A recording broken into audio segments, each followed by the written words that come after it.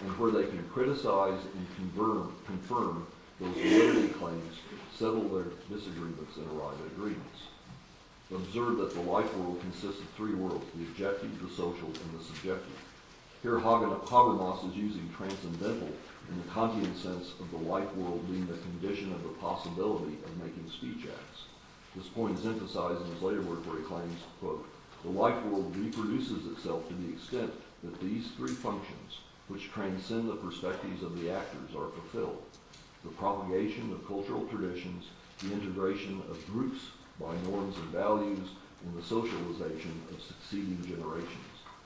But what comes into view in this matter are the properties of communicatively structured life worlds in general, end of quote.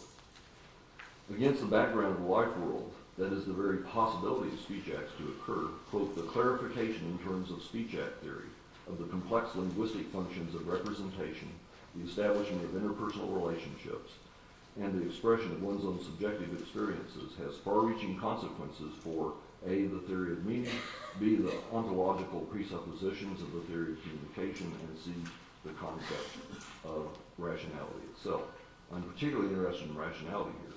Habermas claims rationality refers in the first instance to the disposition of speaking and acting subjects to acquire and use fallible knowledge.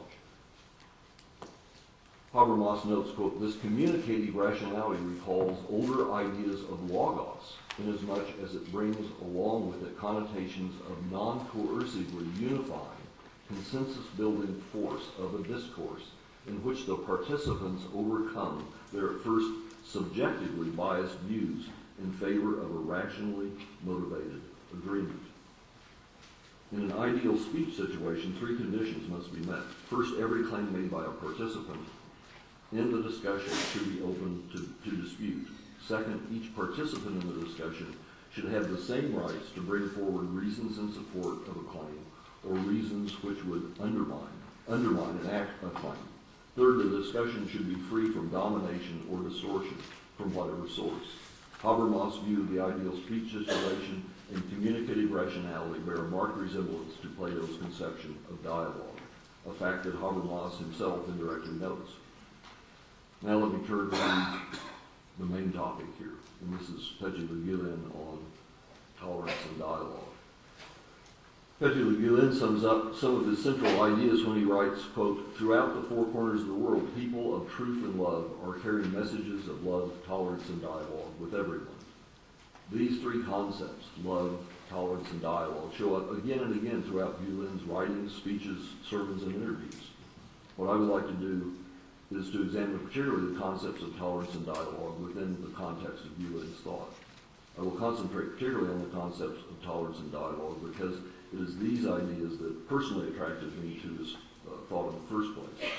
Although it is obvious I relate these concepts to the Western tradition, you must understand that Gülen grounds these notions firmly within his own deep commitment to and knowledge of his faith tradition of Islam.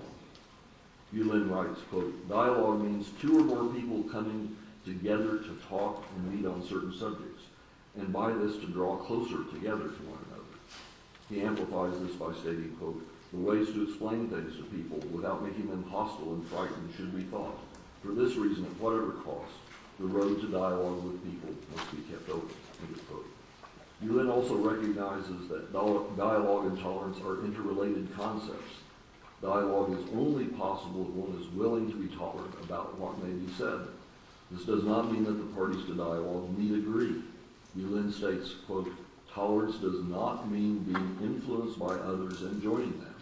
It means accepting others as they are and knowing how to get along with them." End of quote.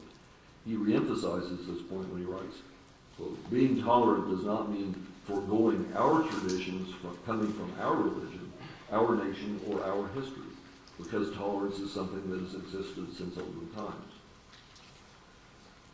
The responsibility for being tolerant and engaging in dialogue is not just the personal responsibility of the individual. Gülen notes, at a time when the world has become like a big village and at a point where our society is on the verge of great change and transformation, if we are talking about dialogue with other nations, then tolerance is a matter that needs to be rewarded, and for this reason, it must permeate all society."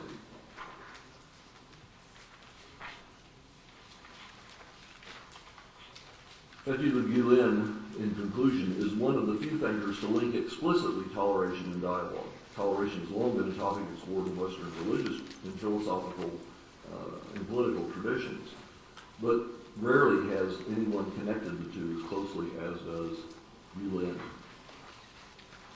I will sum up very briefly that he bases his notion of the relation between tolerance and dialogue in the fact that we share a common humanity